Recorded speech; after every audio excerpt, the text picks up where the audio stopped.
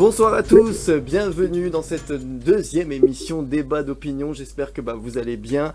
Pour cette deuxième, on a Monsieur Manuel Alvarez, élu à la ville de Sarcelles, merci d'accepter notre invitation. Merci de votre invitation, à vous-même. Avec grand plaisir aussi, et puis on a deux citoyens aussi autour de la table, une citoyenne, Naïla, bonjour. Bonjour, ça va merci, bien oui bien sûr, ça va très bien, merci pour votre invitation aussi. Avec grand plaisir, et puis on a Thomas aussi qui est en visio, en direct de chez lui. Bonjour. Bonjour Thomas. Bonjour tout le monde. Bonjour. Bonjour. Bienvenue Thomas. Alors on va commencer directement via le sujet, parce que voilà, on est là, on va débattre, on va savoir un peu les avis de tout le monde. On va déjà commencer par Thomas, parce qu'il est à la maison, donc autant commencer par Thomas. Et Thomas, Darmanin et Pulvar, alors je rappelle un peu l'histoire, Darmanin a porté plainte contre Pulvar à cause de la manifestation des policiers et tout ça, donc ça c'est parti en vrille. Et moi je vous pose une question, est-ce que cette affaire n'a-t-elle pas fait part, parce que voilà, cette affaire, est-ce que cette affaire dégoûte pas un peu la politique? Parce que c'est vrai qu'on se dit, ouais, là on arrive dans une élection électorale, on se dit, ça va être compliqué, donc est-ce que, voilà, pour toi, est-ce que Thomas, t'es écœuré par ce qui se passe en ce moment dans la politique? Est-ce que pour toi, ça te donne envie d'aller voter ou pas du tout? Alors franchement, si j'avais été Darmanin, au lieu de dire d'annoncer qu'il allait porter plainte, c'est de dire qu'il aurait peut-être s'intéresser au programme de Pulvar plutôt de dire voilà, je vais porter plainte. Ça aurait peut-être recentré le débat sur ce qu'elle pense pour faire sur la révolte de France, plutôt que de dire oui voilà, vous comprenez, je suis pas content de ce qu'elle a dit, alors je vais porter plainte. Franchement, au bout d'un moment, ça fait plus cours de récré que homme politique.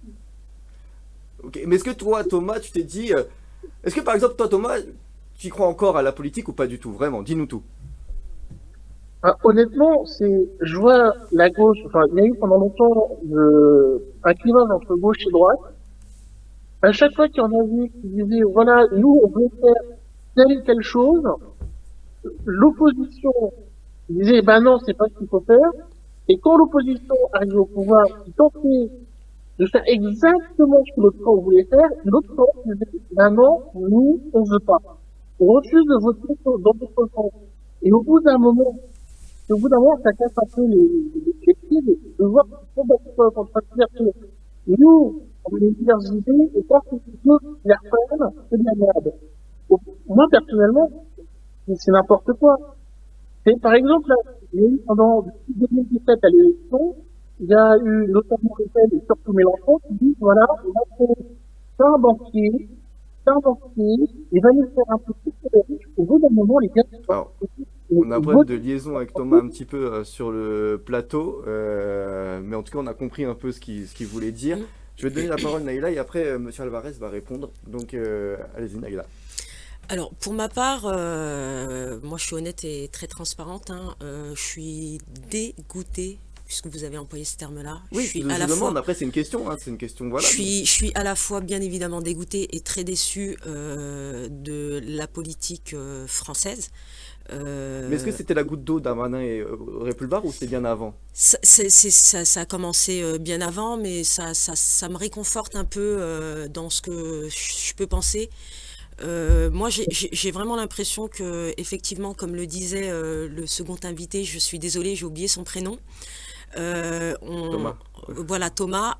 On est rentré dans une cour d'école. Alors, je sais même pas si c'est primaire ou collégial, mais pour ma part, moi voilà, la parole politique aujourd'hui ne m'intéresse plus malheureusement. Et pourtant, j'étais très axée politique, je m'y intéressais énormément. Mais aujourd'hui, je suis extrêmement déçue. Aujourd'hui, on les voit clasher. Alors que ce soit sur ce sujet-là, mais il y en a eu, il y a eu plein d'autres sujets et des tonnes de débats. Moi, ce qui me fait rire, c'est que ça clash devant l'opinion publique, mais derrière, en mode off, ça rigole ensemble, ça chante ensemble, ça danse ensemble, ça discute ensemble. À un moment donné, faut remettre un peu les choses à leur place. Je pense que peut-être qu'aussi, après, je comprends Naïla, après on verra la parole à Alvarez, mais peut-être qu'aussi, finalement, dans la politique, peut-être qu'ils sont pas d'accord, mais en fait, dans la vraie vie, ils sont amis. Mais dans ces cas-là, il est où l'intérêt de faire un dépôt de plainte? Enfin, Oui, ça c'est clair. Je Le comprends dépôt de pas. plainte, c'est Enfin, vrai que oui. Avec en Audrey grande Pulvar et majorité, Darmanin, je comprends, ouais. la grande majorité est constamment en train de menacer quand un politique va à l'encontre d'une idée d'un autre parti ou d'une autre idée. Quand ça commence à partir en clash, la première chose qu'on dit, c'est « Oh, je vais faire un dépôt de plainte ». Mais oh, on est adulte, on est là pour discuter. Moi, ce qui me fait rire aussi, c'est que les politiciens essayent de montrer, entre guillemets, l'exemple aux citoyens, sauf que lorsqu'ils sont face à l'opinion publique, il y a un manque de respect total. Quelle image on apporte à la jeunesse? Ça, j'ai du mal à le comprendre. Donc aujourd'hui, on est étonné que la jeunesse est complètement égarée, qu'elle est dans la violence, etc.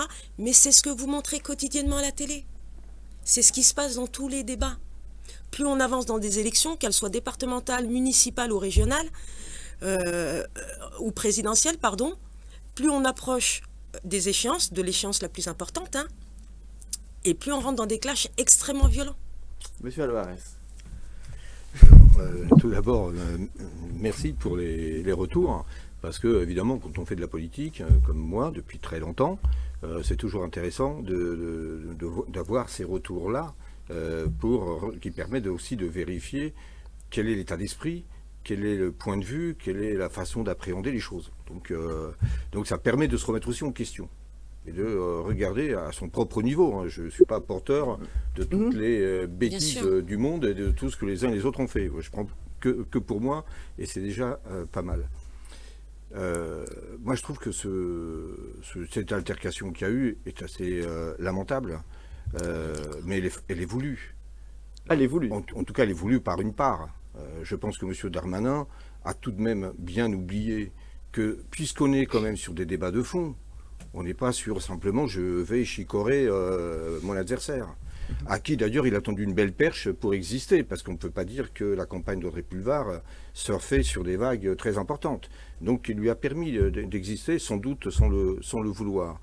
Mais ce qu'il a simplement oublié, c'est que ses amis politiques de Niapa, s'il entend, ce sont eux qui ont créé les difficultés au sein de la police nationale, en supprimant des milliers de postes, en supprimant des moyens dans les commissariats. On est très content à Sarcelles, on va pouvoir avoir la construction d'un nouveau commissariat.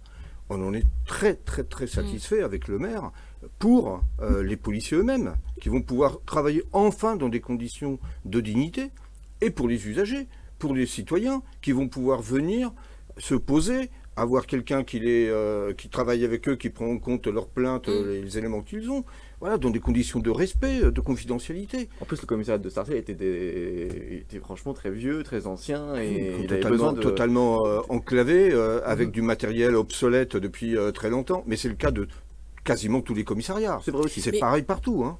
Oui, mais les souffrances nationales ne peuvent pas permettre à un homme politique...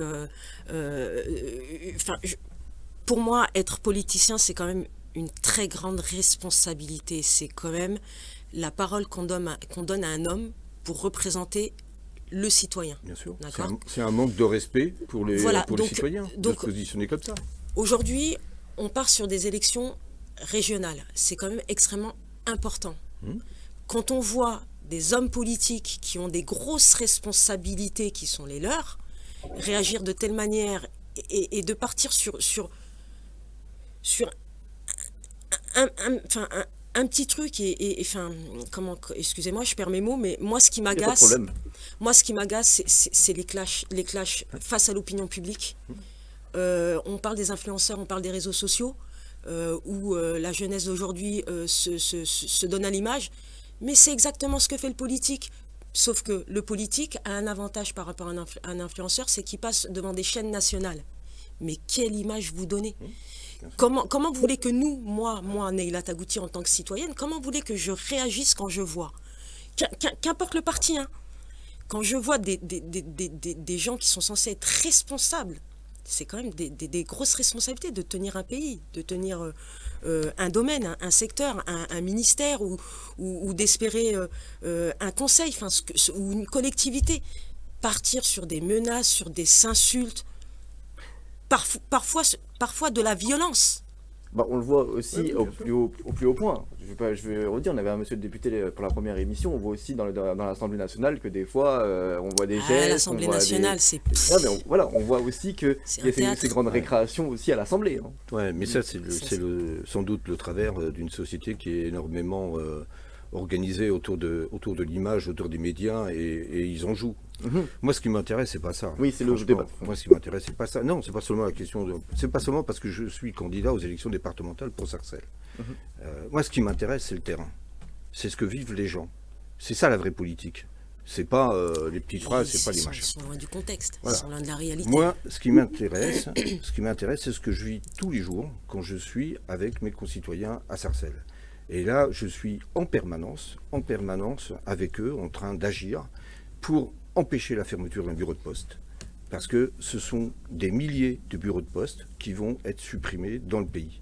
Une grosse partie, on en avait plus de 8500 en France. 8500 bureaux de poste. Aujourd'hui, on en est à 5000 et quelques. Et l'objectif de la direction nationale de la Poste, c'est de réduire ça à 2500. C'est-à-dire qu'à la place, ce qu'ils sont en train de nous installer, ce sont des guichets uniques, des agences, ça s'appelle France Service, où on va passer de l'information aux citoyens sur la CAF, la Sécu, la Poste, le commissariat, la police. Voilà. Une dizaine d'administrations. 2 agents. Ça ne marchera pas. Ça ne marche pas. C'est pas un service postal. Et à côté de ça, donc tous ces services-là, on les transfère dans le privé. Et on fait payer. Et on passe en 2017 d'un chiffre d'affaires de 20 millions d'euros, de 40 millions d'euros là-dessus, à 200 millions. L'objectif, c'est de faire du fric. C'est uniquement ça. Et donc la notion de service public, ce à quoi les ministres, les responsables politiques devraient être attachés, passe en perte et profit. Voilà. Et donc, c'est ça qui m'intéresse. C'est la personne chez nous, au Locher, dans le grand ensemble de Sarcelles, qui va être obligée d'aller au village ou à l'autre bout du grand ensemble pour faire simplement poser son paquet, poser sa lettre. C'est ça qui m'intéresse. Non, mais je comprends, mais monsieur Alvarez, quand on voit, on rentre dans une élection. Là, on rentre dans une élection. On voit qu'il y a 2 personnes, qui est Thomas et Naïla, qui disent que la politique, ils n'ont plus confiance. Je comprends que c'est compliqué, parce que quand on voit que, même moi, j'ai beaucoup de citoyens avec qui je discute, qui me disent, franchement, même pour aller voter au régional, oh là là, mais pour qui, j'ai plus confiance, on nous parle, et on les voit souvent sur les marchés quand c'est des élections, mais après on les voit plus. Ça aussi, j'entends plein de discours comme ça. Et moi, je comprends Naïla et Thomas, comment on peut vous refaire confiance pour justement que ça reparte sur de bonnes bases? Alors vous allez me dire, ouais, j'ai pas la plus magique, mais c'est vrai qu'il faudrait que les citoyens ils se fassent entendre tout le temps. Oui, Naïla. Mais c'est simple. La base de base, moi, c'est ce qu'on m'a appris quand j'étais à l'école. Au-delà de la communication, c'est le respect. Le respect est essentiel, est extrêmement important. Comme je vous l'ai dit tout à l'heure en off, c'est pas parce qu'on est cadre dans la fonction publique qu'on se doit de manquer de respect à un agent qui est de catégorie C. Je donne un exemple. Il y a certes une hiérarchie, mais il y a aussi le respect. Aujourd'hui, chez les hommes politiques, le respect n'existe plus. Moi, je suis choquée. Donc aujourd'hui, on met sur des séries télé ou sur des films interdits aux moins de 11 ans, 16 ans. Dans les débats politiques, parfois, il faut aussi le mettre. Parce que des fois, moi, parfois, ça me choque. Quand on voit, comme vous le dites, si on zappe sur la chaîne Sénat, quand on voit les clashs et les propos qui se tiennent parfois, mais c'est sidérant. Aujourd'hui, nous, on est adultes. Ok, parfait. On a évolué dans notre vie, etc. On a une jeunesse. Moi, quand j'étais gamine, je rêvais de retour vers le futur. Je pensais qu'on allait être dans un monde magnifique, super. C'est ce qu'on nous vendait. On a régressé. Thomas, peut-être qu'il veut dire un mot aussi, Thomas, sur tout ce qui se dit en plateau. Thomas, tout à l'heure, tu nous écoutes. Vas-y, Thomas. Je vais aussi rajouter quelque chose sur ce qui se passe, par exemple, à l'Assemblée. C'est pour ceux qui se rappellent, par exemple, quand Christine Dufour, quand elle était ministre, et qu'elle était descendue justement pour annoncer, pour faire sa part du job, elle était en jupe, elle s'est fait quitter. Oui. Mais c'est comment c'est tout. Est-ce que ça, franchement, représente, alors, certes, c'est représentatif d'une partie de la population, mais de la part d'élus, c'est niette. Je rajouterais aussi, par exemple, parce que c'est ressorti récemment, et t'as Marine Le Pen qui réclame toujours des peines de plus en plus dures pour une certaine tranche de la population, certes, qui font des conneries, enfin, des choses illégales, mais elle, dès qu'elle a des convocations devant le juge, devant la police, on dit que c'est un complot. C'est quoi l'exemple? On peut pas lui dire, d'accord, tu fais une connerie, tu dois être puni, il faut durcir les lois, etc., et de l'autre dire, non, je refuse de me présenter comme juge. J'ai envie de lui dire à Madame Le Pen, et d'ailleurs à tous les autres, si vous êtes aussi irréprochable que vous voulez bien le dire, mais allez devant les juges. Prouvez votre innocence. Plutôt que de faire un déballage à la télé, et là où on veut bien vous l'entendre, et dire que c'est pas fait pour moi. Moi, au bout d'un moment, il y a des choses, j'en ai un peu ras-le-cul, excusez-moi du terme, mais j'en ai ras-le-cul. Sois poli, Thomas, mais oui, bon voilà, c'est sorti de mon cœur. Oui, vas-y. Mais oui, non, mais voilà, moi, si tu veux, c'est au bout d'un moment, il y a ça, c'est toi, si tu conduis ta bagnole pour 5 km/h, on te dit, voilà, il faut que tu payes une amende, t'as les politiques, ils font des conneries, et ils viennent dire qu'il faut pas que tu passes devant le juge. C'est ça, c'est honteux. C'est Non, honteux. mais voilà, C'est honteux. au bout d'un moment, il y a des choses, on peut plus les entendre. Oui, monsieur Alvarez. La solution est simple, hein. C'est que ces politiques, quand ils vous écœurent, il faut arrêter de voter pour eux. Mais moi, je Vous veux pas êtes- pour eux. Voilà, non mais il faut le dire aux autres, oui. Il faut arriver à les éjecter de la sphère politique pour qu'on ait des politiques qui s'intéressent réellement aux citoyens.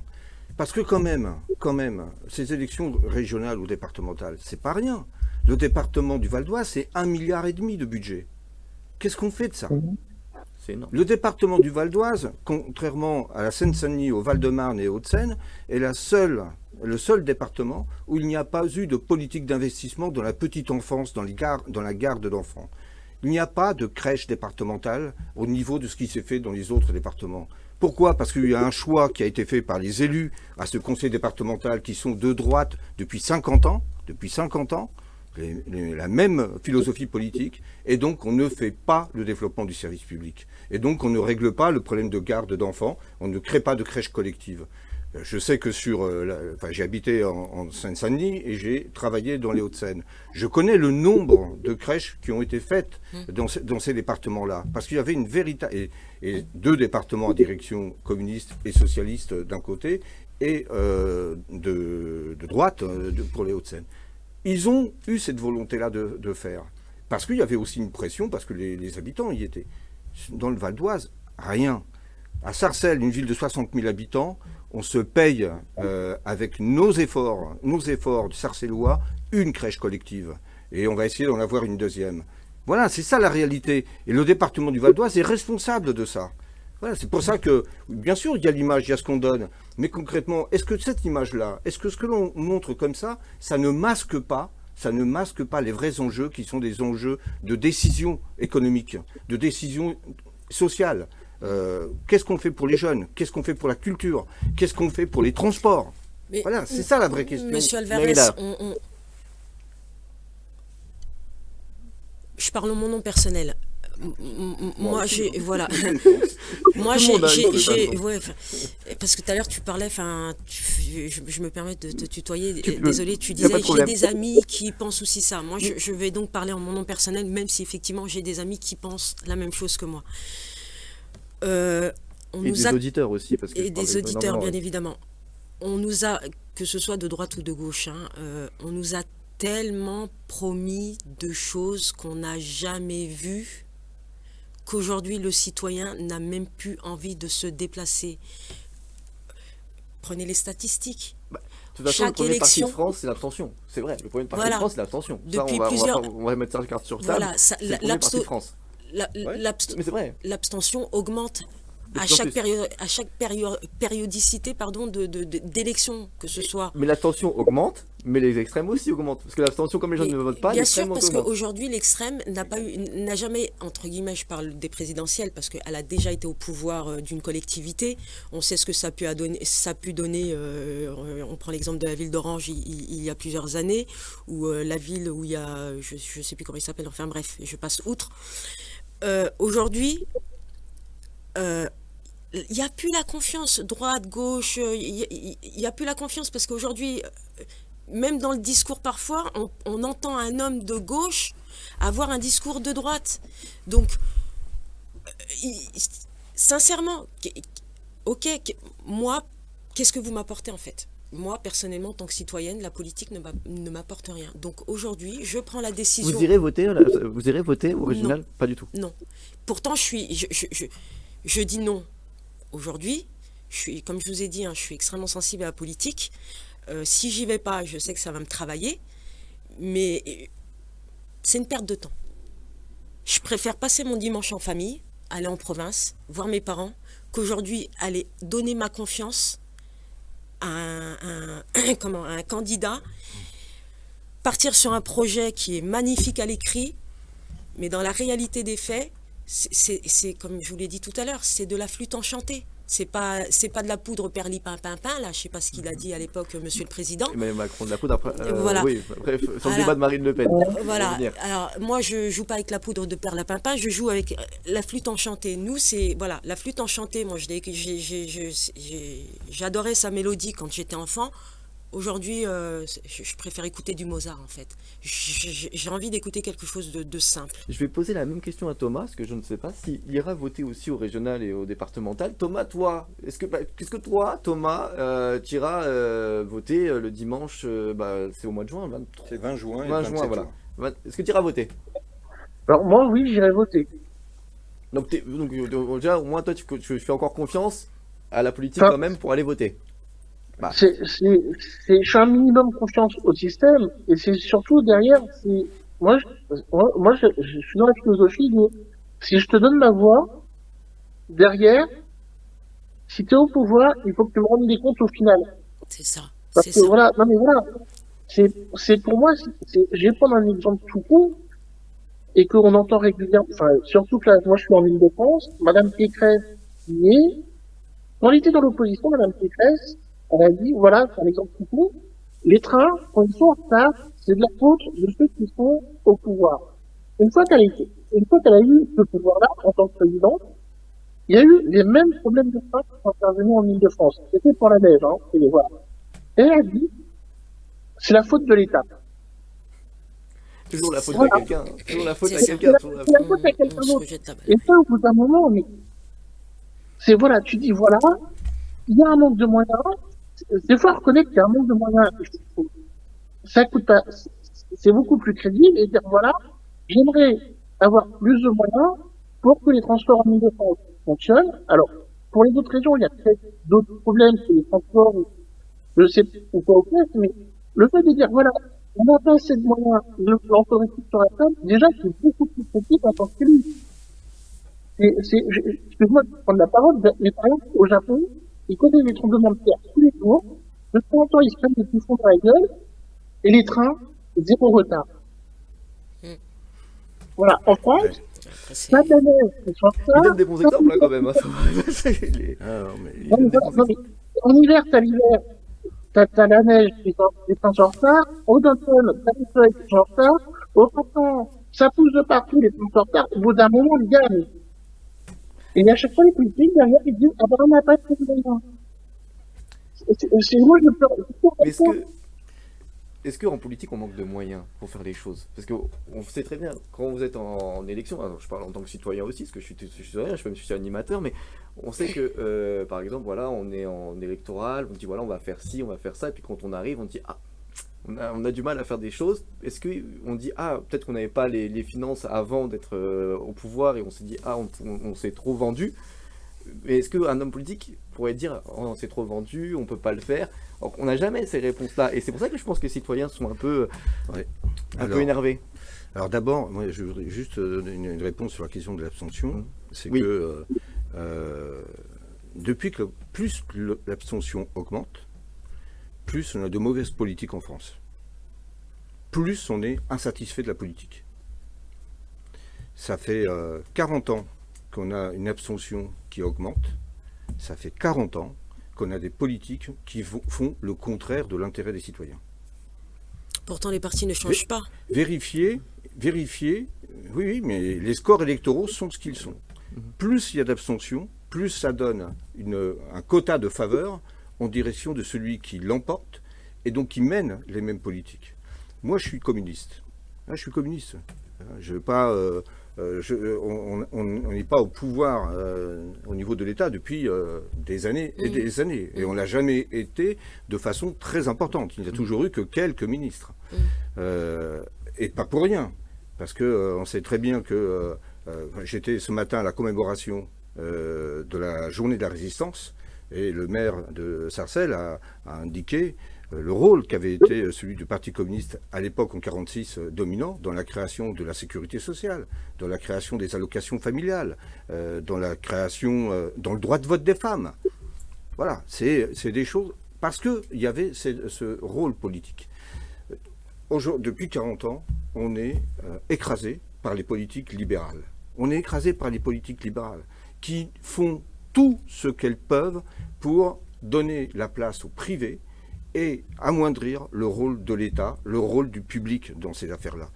Île-de-France Mobilité, les transports, bah oui, quand on fait le choix du Charles de Gaulle Express, c'est-à-dire d'un train qui va arriver de Roissy au cœur de Paris uniquement pour des touristes, et que ça coûte des milliards, et que cet argent, on ne le met pas dans les trains du quotidien, alors qu'on a besoin d'améliorer les lignes C, les lignes D, les lignes H, les lignes B, toutes les lignes de train qui emmènent les habitants pour aller travailler ou pour sortir de chez eux.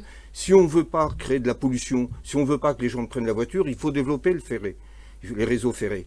Si on ne le fait pas, oui, on va contribuer à polluer. Donc ça, c'est des choix stratégiques.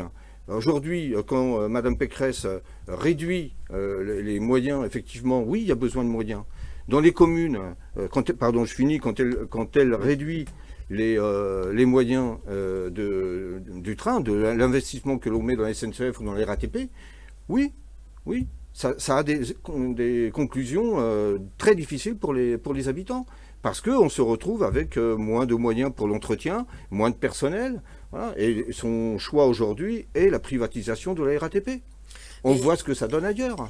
La privatisation est récente. Elle ne date pas d'il y a 40 ans. Il y a quoi? Il y a une dizaine d'années qu'on a commencé à privatiser les biens de la fonction publique. Hein. Oui. On est d'accord, il y a eu les autoroutes, il y a eu plein de choses. Donc, je vous en dirai deux mots sur les autoroutes. Oui, bien sûr. Mais justement, je ne comprends pas. L'État ou je ne sais pas quel autre organisme vend ses biens, mais on est conscient depuis une dizaine d'années, une quinzaine d'années qu'on vend à perte. Donc c'est quoi l'intérêt d'aller revendre, que ce soit la SNCF, que ce soit Airbus. Enfin, il y a des choses où justement on a des expériences et moi encore une fois j'ai vraiment l'impression que depuis les 30 glorieuses et après le général de Gaulle, moi j'ai l'impression que, j'étais enfant, mais j'ai l'impression que après la reconstruction de la France, c'est parti en vrille, quoi. Les gens sont rentrés en politique parce qu'ils sortaient, oui, des écoles politiques. Aujourd'hui, on a quand même d'autres personnes qui rentrent en politique et qui sont citoyens lambda comme nous. Hein. Mais je suis désolée, hein, j'ai vraiment l'impression qu'aujourd'hui, on rentre en politique pour pouvoir avoir un pouvoir, s'installer et rien faire derrière en retour. Parce que effectivement, comme le disait, je perds le mot. Thomas. Qui est chez lui. Comme le disait Thomas, aujourd'hui, les gens sont installés et dès qu'on ne sait pas faire, on remet la faute sur Pierre-Paul Jacques. Au lieu d'assumer ses responsabilités, de dire effectivement, on a peu de moyens. Effectivement, on a préféré se concentrer sur la jeunesse que sur le patrimoine. Ça sera dans des années... Pourquoi pas être clair avec le citoyen? Le seul truc qu'on voit aujourd'hui, comme je vous ai dit, c'est des promesses et des clashs. Ça s'arrête là. Même le citoyen n'a plus sa place. Il y a M. Alvarez qui voulait vous répondre aussi, et par rapport aux autoroutes aussi. Oui, parce que dans cette même logique, quand l'État a découpé en tranches l'entreprise nationale EDF, et ils ont créé de multiples entreprises qu'ils ont privatisées pour les parties les plus rentables. Ça veut dire que ce qui est rentable, on le donne au privé, mais vraiment on le donne, Oui, c'est ça. parce qu'on le vend à perte, on le vend pas grand-chose. Et ce qui est déficitaire, pas parce que ça rapporte pas, mais parce qu'il faut des investissements lourds. Et ça c'est l'État qui le garde. Le TGV, il n'y a pas une entreprise privée qui l'aurait fait. Si ça a été fait, c'est parce que c'est des investissements d'État. C'est-à-dire que c'est votre argent, c'est le mien, c'est le vôtre, c'est celui de nous tous, qu'on a pris pour faire cette réalisation-là. Je vais vous répondre sur les autoroutes, parce que c'est un sujet sur lequel je suis très impliqué. Pas l'autoroute, mais le logement social. Dans les années 50, 60, face à la gravité, au manque de logement qu'il y avait, enfin, tout le monde se rappelle de l'abbé Pierre, Oui, bien et sûr. il y en avait d'autres, qui se sont battus pour la construction de logements. L'État a financé la construction du logement. C'est ce qu'on appelait l'aide à la pierre. Et donc, du coup, on a eu beaucoup de cités. Aujourd'hui, on dit c'est pas bien. À l'époque, il fallait le faire. Il fallait que tout le monde puisse être logé correctement. On fait ces logements, ça sort à un loyer faible, qui correspond au taux d'effort que la population était en capacité de faire à ce moment-là.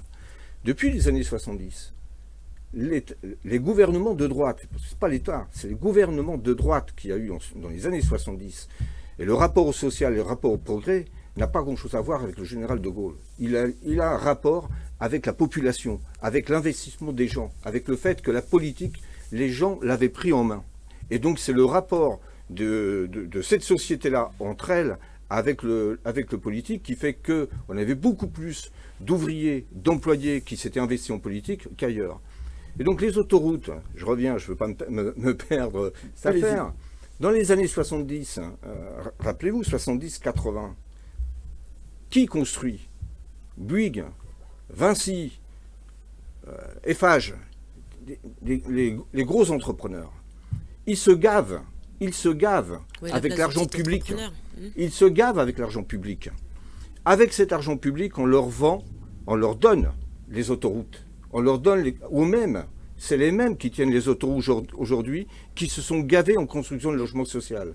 C'est les mêmes à qui on a donné les médias, TF1, M6, qui les a achetés? Ouais, c'est Bouygues.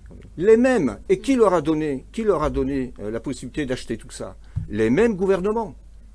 Parce qu'on retrouve les mêmes personnalités dans les conseils d'administration de toutes ces sociétés. Et ce sont tous ceux-là qui continuent à empocher des dividendes à chaque fois qu'ils font du bénéfice. Et cette logique-là de privatisation pour s'en mettre plein les poches en tant qu'administrateur, en tant qu'actionnaire, elle continue aujourd'hui. C'est grave. C'est pour ça qu'on est blasé en tant que citoyen. Je vais vous donner un élément très concret sur lequel on essaye d'agir. On essaye d'agir. Parce qu'il y a la question du logement social et le manque de logement que l'on a partout. Mais pire encore, aujourd'hui, si vous êtes locataire, regardez votre quittance de loyer du mois de janvier. Regardez celle du mois de février. Si vous bénéficiez de l'aide personnalisée au logement, qui a été un parachute qui avait été mis en place quand ils ont vu que les loyers du logement social explosaient, et donc pour qu'il n'y ait pas une explosion sociale, ils ont créé l'APL. Aujourd'hui, ils sont en train de le réduire. Macron l'a réduit dès 2015, il a enlevé 5 €. Là, ils viennent de faire un calcul de l'APL qui fait que pour les bénéficiaires de cette allocation, c'est de l'ordre de 100, 200, 300 € de moins tous les mois sur dans leurs revenus, parce que c'est ça qu'ils doivent payer en plus. Ils se retournent contre les bailleurs. Faux. C'est pas les bailleurs. Bien évidemment, la quittance, c'est bien du bailleur. Mais le bailleur, lui, il se retrouve dans la situation où il y a une recette en moins, parce que c'est l'État qui a décidé de faire cela. Voilà. Cet appel-là, c'est une décision politique qui a été prise. Et donc, oui, on peut s'abstenir, mais on laisse les mains libres à ceux qui décident de nous faire des entourloupettes comme ça. Mais on en a Naïla, tellement... on va conclure aussi sur ce débat, mais vas-y Naïla, je te laisse parler, et Thomas aussi, et on va conclure parce qu'on va passer sur le deuxième. Justement, on a tellement eu d'entourloupettes, comme vous le dites, que aujourd'hui, personnellement, je vais peut-être vous choquer. Hein. Bon, là, moi, même si le Front National arrive au Conseil régional ou aux présidences, voilà, à la présidence, j'en ai strictement rien à faire. Ça va changer quoi dans ma vie? Ça va rien changer. Je peux vous le dire. Moi, aujourd'hui, je le pense pas, dans le sens où ce qu'on subit, alors peut-être qu'il est minime et peut-être que ça augmentera, mais les inégalités, elles existent toujours autant. Non, elles peuvent être pires. Ou elles peuvent être pires, mais en tout cas, elles existent. D'accord? Oui. Qu'on soit... je parle même pas d'une inégalité culturelle, je parle de toutes les inégalités sans aucune exception. Bien sûr. Comme vous dites, le logement social, on priorise aujourd'hui maintenant pour mettre les logements sociaux dans les villes limitrophes de Paris sont offerts aux gens issus des milieux moyens. C'est-à-dire qu'aujourd'hui, on prend les gens justement qui ont peu de moyens financiers ou qui ne travaillent pas pour essayer de les mettre le plus loin possible de la banlieue. Est-ce que ça, c'est normal? C'est pas normal. En termes de police, on a une chance, quand on est basané, excusez-moi du terme, on a une chance sur 2 de se faire agresser. Moi, je suis désolée, quand je me fais contrôler par un agent qui pareil, doit le respect de son travail, de sa plaque, tenir des propos, il ne faut pas s'étonner qu'à un moment donné, vous avez des jeunes qui répondent. Donc, c'est pour ça que je vous ai dit, excusez-moi, je vais peut-être vous choquer. Non. Moi, demain, Marine Le Pen, elle passe. Qu'est-ce que ça va changer à ma vie? Je pense qu'il y aura plus d'émeutes, qu'il y aura plus de tout ça aussi. Oui, je pense que les jeunes vont être révoltés. Mais ce que j'essaye de dire, c'est qu'en termes... Je peux vous donner une... Dernier mot, Alvarez. Ouais, je peux vous donner une En termes réponse politiques, là-dessus. ça ne va rien changer. Je vais vous donner une réponse là-dessus. Je pense que ça ne me choque pas parce que c'est des débats qu'on a tous les jours. Moi, je suis mon local politique, il est au cœur du grand ensemble. Là où il y a le marché, un des plus grands marchés régionaux qui est à Sarcelles. Donc, on discute avec les gens et de façon très régulière. Notre porte est ouverte, les gens y rentrent, on discute. Bon, moi, je suis militant également d'une association qui s'occupe des sans-papiers. Je ne dirai pas son nom, c'est pas pour des raisons éthiques. Encore que ça ferait de la pub, mais voilà. Je m'occupe de ça depuis 2006. Ça commence à faire un bail. Je tiens toutes les semaines, quelle que soit mon activité de maire adjoint, quelle que soit mon activité familiale, mon activité professionnelle, je tiens les permanences juridiques de cette association sur Sarcelles. Donc on a énormément de familles qui viennent et donc on aide les gens à aller pour les régularisations de papier. Quand on discute avec eux, je leur dis, mais non, oui, avec Le Pen, vous allez avoir un certain nombre de mesures qui vont être prises, qui vont empêcher cette régularisation, qui vont, y compris, envoyer. Mais c'est pas ça l'essentiel. L'essentiel de la politique de Le Pen, c'est pas ça. La politique de Le Pen, c'est une politique ultra-libérale. C'est-à-dire que les conditions de travail, le code du travail, tout ce qui fait aujourd'hui la vie de nos concitoyens, c'est ça qui va être dégradé. Parce que ça se dégrade tous les jours. Ça va être pire. En tout cas, on va conclure là-dessus. On part sur du pire, donc moi ça me... Déjà, je vais demander à Thomas de conclure triste, sur ce sujet. Pour toi, la politique, elle t'écœure ou pas? J'espère que non. Thomas, vas-y, conclue sur ce sujet pour toi. Un dernier mot, Naïla, et un dernier mot, monsieur Alvarez. Et après, on passera au pass sanitaire, bien sûr, parce qu'il faut le rendre plus strict. On en parlera juste après. Mais Thomas, pour conclure, vas-y. Alors pour moi, plus ça va et plus la politique devient une cour de récré, et c'est ça qui va finir par m'écœurer, comme écœurer quelques autres qui sont un petit peu entre deux. Très bien. Naïla. Je répondrai la même chose que Thomas. Que Thomas, exactement. Voilà, c'est comme il a dit lui. Monsieur Alvarez, pour conclure. Moi, ce que je peux vous dire, c'est que ne laissez pas la politique aux autres. Faites-la. Faites-la. Prenez vos affaires en main. Prenez le pouvoir. Participez aux actions. Décidez par vous-même. Moi, j'ai vécu, je fais 45 ans que je suis engagé en politique. J'ai vécu des moments extraordinaires de réussite, des projets qu'on a menés, des choses qu'on a fait avancer. Beaucoup de choses, évidemment, qui ont reculé, malheureusement, dans le rapport de force qu'on n'a pas pu instaurer en faveur de politiques progressistes. Mais ça vaut le coup. Ça vaut le coup de le faire. Ne soyez pas désespérés là-dessus, vraiment. Prenez-vous en main et faites. Il y a plein de gens qui sont prêts à vous tendre la main pour agir avec eux. Et ça c'est important de le faire. Plus vous le ferez, plus vous ferez reculer ceux qui aujourd'hui vous désespèrent. Eh bien très bien, en tout cas j'espère que le message est très bien passé, en tout cas et pour tout le monde. On va passer au deuxième débat, parce que oui, l'émission n'est pas finie, il y a 2 questions dans cette émission débat d'opinion, j'espère que vous passez un bon moment avec nous. Et là on va parler du pass sanitaire, faut-il être plus strict sur le pass sanitaire? Alors pourquoi être plus strict? Parce qu'on a vu que le pass sanitaire pour être dans un stade, il faudra avoir un test Covid ou le vaccin à 1000 personnes. Dans tous les lieux où il y aura plus de 1000 personnes, il faudra le vaccin ou un test PCR ou test salivaire aussi, ça fonctionne aussi, voilà.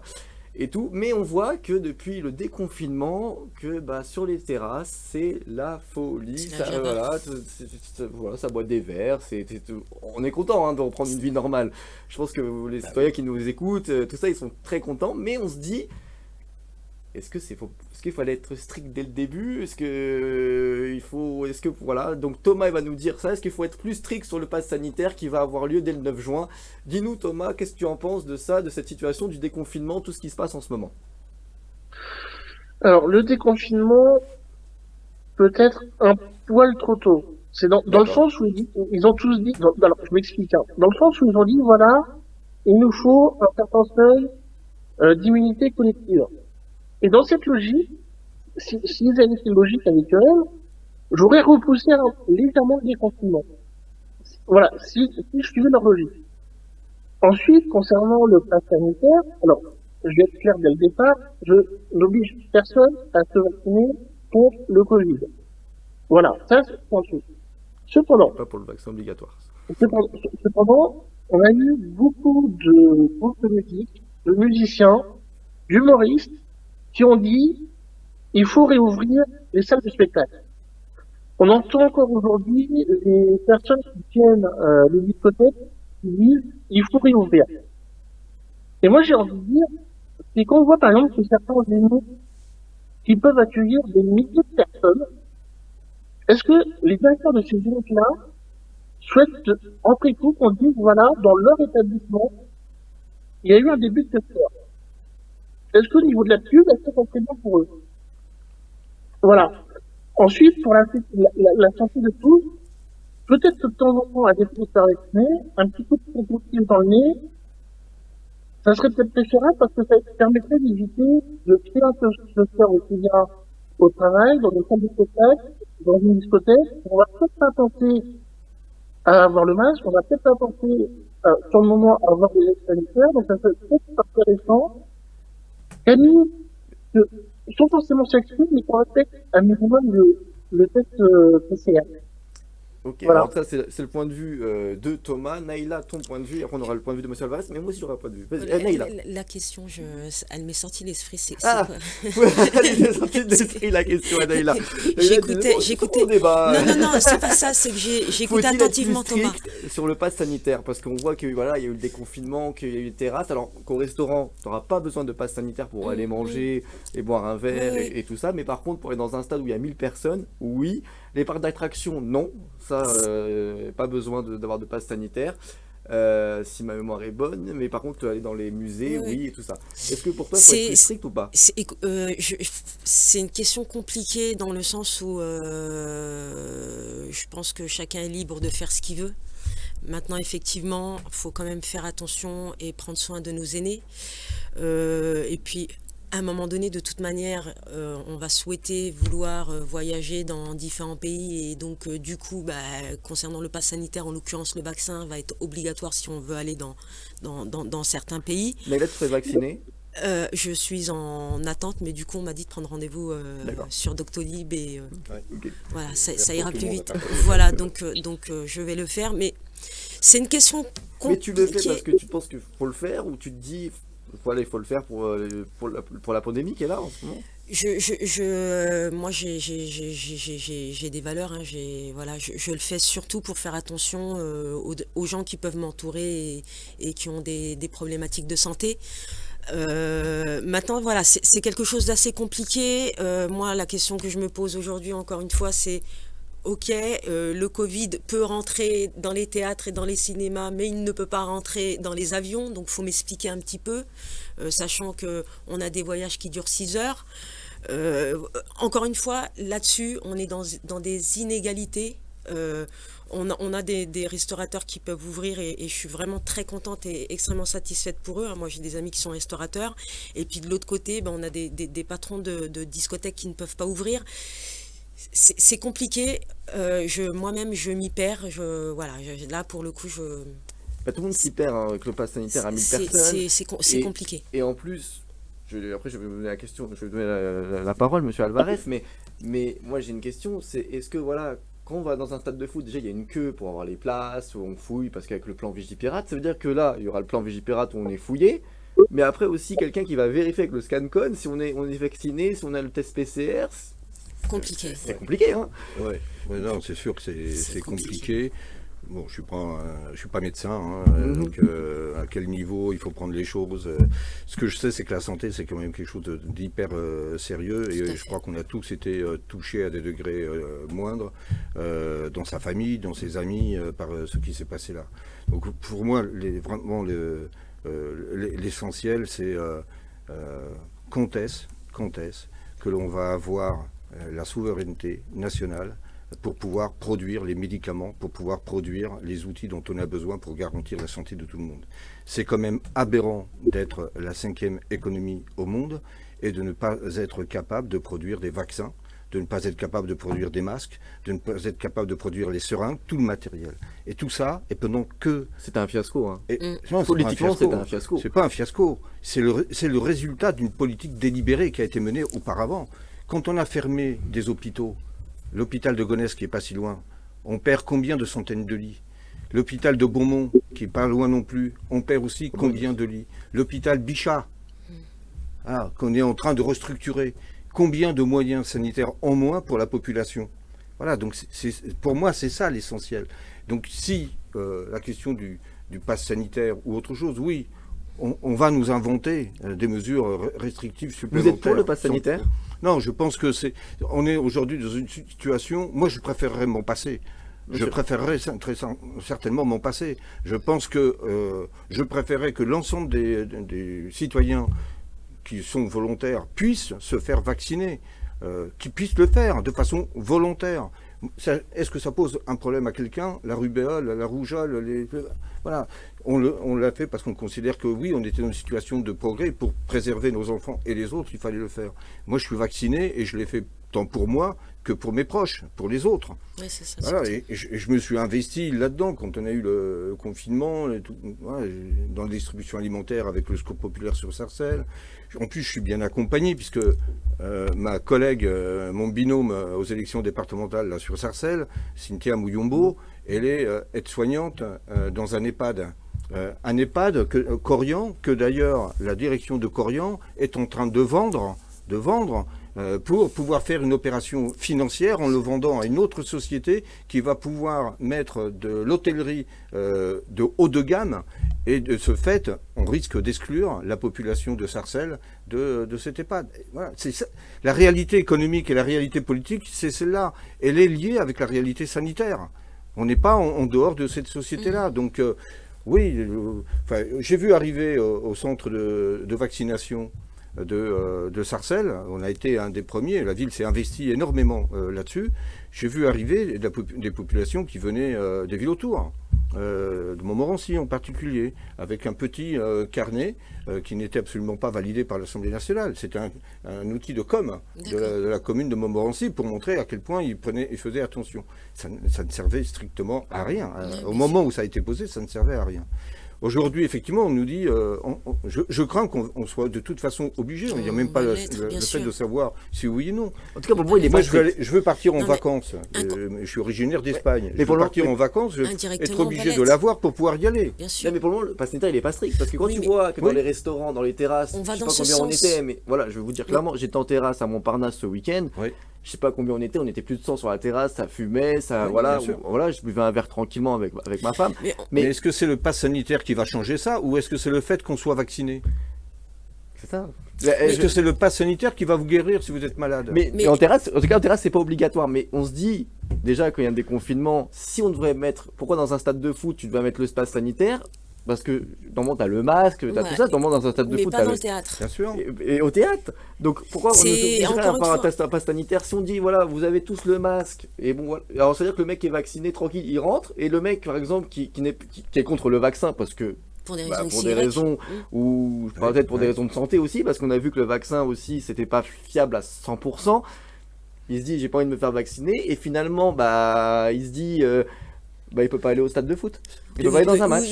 Bah, après, il peut faire le test PCR. Il peut faire le test PCR, c'est vrai. Ce qui fait qu'aujourd'hui, on est en train de prendre des mesures, c'est peut-être contradictoire avec le pass sanitaire, mais on constate qu'aujourd'hui, on a une baisse du nombre d'infections, une baisse du nombre de malades. Heureusement. C'est bien lié à la vaccination. Elle est sans doute pas efficace à 100%, mais quand même dans des proportions importantes. Et donc ça joue sur le fait qu'on ait un nombre de personnes qui ne soient plus ni contaminables ni contaminantes. Et donc on doit pouvoir travailler sur ces questions-là. Si ça, on l'avait fait au mois de février, on aurait résolu le problème depuis longtemps. Depuis longtemps, on l'aurait réglé. Ouais, on ne se poserait pas la question, en tout cas en France. Et puis, en faisant cela, on était un peu solidaire avec les autres pays. Parce que ce qui pouvait se faire en France pouvait avoir un impact sur les populations des autres pays autour. Voilà, on ne se poserait pas cette question-là. Mais encore une fois, vous dites fiasco, moi je dis résultat d'une politique qui a sacrifié la santé des citoyens français. C'est ça, après. Je suis entièrement d'accord avec M. Alvarez, c'est vrai que... il y a un point au moins. Voilà. Non, mais... Il y en a beaucoup plus que ça.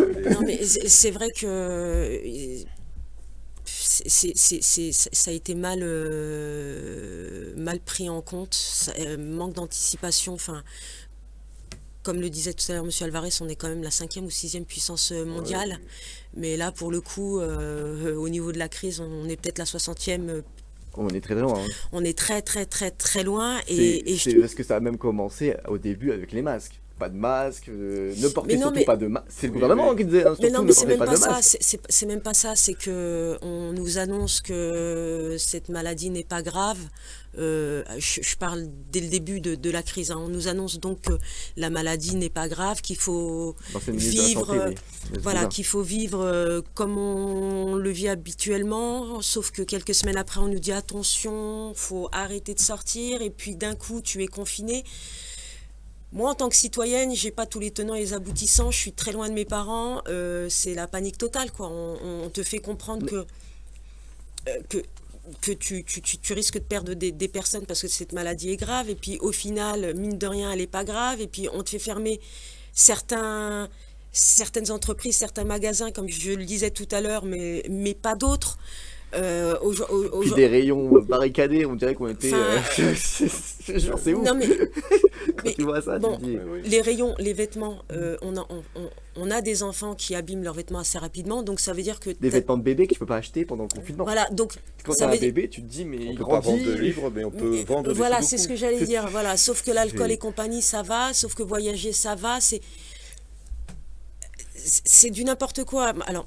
Moi, j'ai la chance d'être, j'ai la chance d'avoir des parents en province et donc je vis en région parisienne, ce qui fait mal au cœur et peut-être qu'ici on n'en est pas vraiment conscient, mais quand on sort de la région parisienne, la crise économique, on la ressent. Moi, j'ai des amis qui ont fermé leurs magasins, j'ai des amis qui aujourd'hui sont en souffrance et même en termes économiques, franchement, moi, ça me fait peur. Qu'est-ce qui va se passer dans quelques années? Comment on va rebondir? Parce que là, du coup, on ouvre avec un nombre limité de personnes qui doivent rentrer dans un... Mais enfin, je ne sais pas où on va. Alors maintenant, est-ce qu'il faut obliger le vaccin ou non? Je ne sais pas, mais on part de toute façon, de toute manière, dans l'obligation de ce vaccin. Parce qu'à partir du moment où on envisage de voyager, de toute manière, on n'aura pas vraiment le choix. Ah bon, on n'aura pas le choix. Thomas, qu'est-ce que tu en penses de tout ça, tout ce qui se dit en plateau? C'est vrai que tu es à distance, Thomas, des fois, j'ose d'oublier, mais t'inquiète pas, tu es là, on t'oublie pas, hein, tu es dans tous nos écrans, t'inquiète, on te voit bien. Vas-y, Thomas. Alors oui, effectivement, il y a un manque de moyens. C'est pour reprendre sur la santé, oui, ça commence dès le début des années 80, où on commence à faire des petits bravoures un peu à droite à gauche.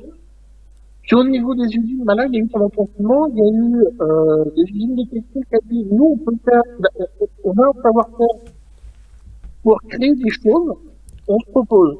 Il y a les entreprises qui fournissent de l'alcool qui disent, nous les gars, on a des stocks d'alcool, on a les moyens d'en faire, on peut faire du gel hydroalcoolique. Ensuite, il y a eu un petit moment, il y a eu des Décathlon qui a dit, les gars, on a les fermements qu'on a de projet avec le truc sur la tête pour faire en même temps Cuba. On a peut-être un moyen de faire quelque chose pour aider au niveau de respirateur, pour que le niveau respirateur soit tranquille. Ça, si tu veux, alors ça, c'est peut-être un petit coup de pomme au vu de certains, mais Pourquoi ces entreprises-là, toutes ces entreprises-là disent, nous, on peut aider, et au final, ouais, c'est quoi? C'est coup de com' ou la réelle envie d'aider? C'est ça, enfin, c'est quelque part, moi, ça me fait un petit peu, c'est, nous, en France, on a des savoir-faire, on a des gens qui sont compétents, mais d'un autre côté, j'ai envie de dire, c'est un peu dommage qu'il fasse qu'il y ait une pandémie pour mettre en lumière des talents qu'on a en France. C'est ça qui me gêne un peu. Alors après, pour reprendre sur l'aspect économique, je vais vous dire un truc. Au niveau de Paris, j'habite à côté du boulevard Massota.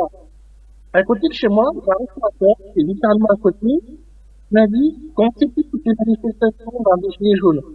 Pour la réforme des retraites, puis après la pandémie, il a dit, le gérant, il m'a dit, j'étais à deux doigts de mettre la petite à la porte parce que niveau financier, c'était pas possible. Ouais, c'est vrai que c'est Il m'a dit, heureusement, derrière, il y avait quand même la possibilité de faire une raison. Il m'a dit que heureusement qu'il y avait la possibilité de se faire emporter parce que sinon, on s'en sortait pas. Et après, oui, effectivement, quand on voit en province que dans certains cas, on ferme des bureaux de poste, on ferme l'épicerie, on ferme l'école, et que derrière, il y a un peu de monde qui sort, oui, effectivement, certains, oui, il faut avoir conscience que cette pandémie-là a mis un dernier coup de pouce qui a fermé un bon nombre de commerces. Et c'est ça qui est dommage. C'est ça qui est Ouais, triste. c'est dommage. Thomas, t'as bien compris. Thomas, on va essayer de parler Monsieur Alvarez aussi là-dessus. Thomas et Alvarez, Monsieur Alvarez, est-ce que Sarcelles, alors je sais que Sarcelles, il y a eu beaucoup de choses solidaires pendant cette crise, pendant le confinement. On pense à Idriss aussi qui a Culture ramené du cœur.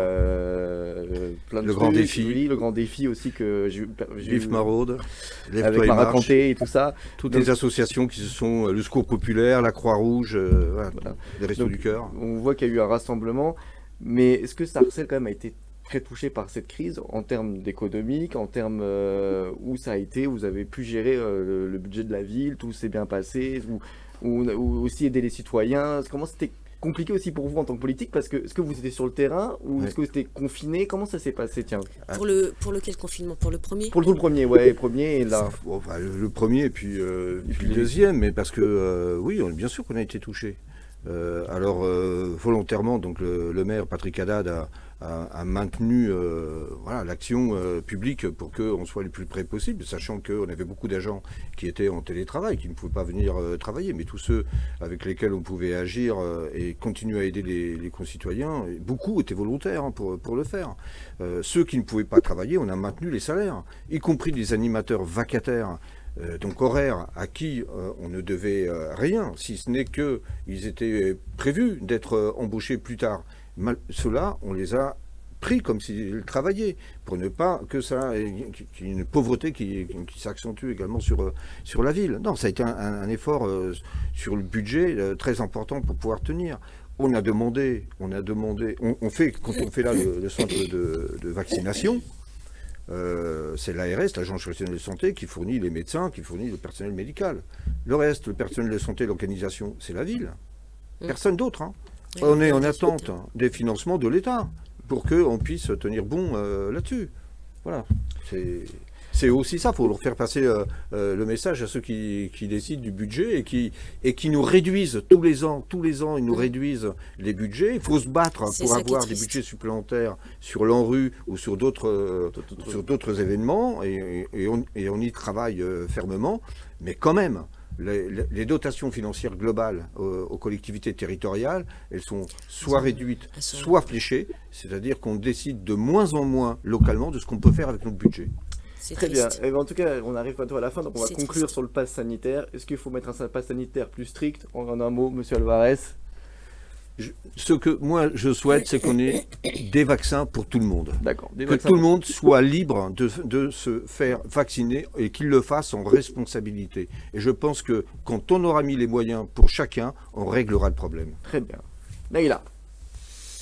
Je ne pense pas qu'il faille mettre le vaccin obligatoire dans le sens où chacun prend ses responsabilités. On est quand même dans un pays de droit aussi. Hein. On est quand même dans un pays libre. Après, effectivement, c'est la conscience de chacun. Comme je l'ai dit tout à l'heure, pour ma part, en tout cas, je prends mes responsabilités vis-à-vis de mes proches, de mon entourage et des personnes que je peux côtoyer au quotidien. Ensuite, chacun est libre de faire ce qu'il veut. Voilà. Très bien. Thomas, pour conclure. Alors pareil, c'est le vaccin, vous n'êtes pas obligé de le faire. Après, pour le reste, oui, c'est la responsabilité de chacun. Après, il faut juste être un minimum logique. On peut pas te demander à tout réouvrir sans prendre un minimum de précautions. Tout à fait. Voilà, il faut penser à soi, il faut penser à sa famille, il faut penser à son entourage personnel comme professionnel. Et il faut penser aux gens chez qui on va symboliquement pour que on puisse revivre normalement. Très bien, bah merci Thomas, merci Naïla, merci à vous merci les à deux vous. citoyens d'être venus débattre dans cette nouvelle émission. C'était la deuxième, merci à vous franchement et encore une fois. Merci beaucoup. Merci pour cette Merci invitation. Monsieur Alvarez d'avoir accepté notre invitation. Avec plaisir. Avec- Je reviens quand vous voulez. Eh ben, avec grand La semaine plaisir. prochaine, Et moi si avec vous avez Monsieur personne, Alvarez. je reviens. Eh ben, avec moi, grand pareil. plaisir en tout cas. Eh ben, avec grand plaisir en tout cas. Et puis d'autres citoyens. MikeVox TV, merci à vous. On se retrouve jeudi prochain pour un nouveau débat d'opinion. Et vendredi aussi pour le Cédric Show. Bref, restez connectés sur les réseaux. Et à la semaine prochaine sur MikeVox TV. Ciao!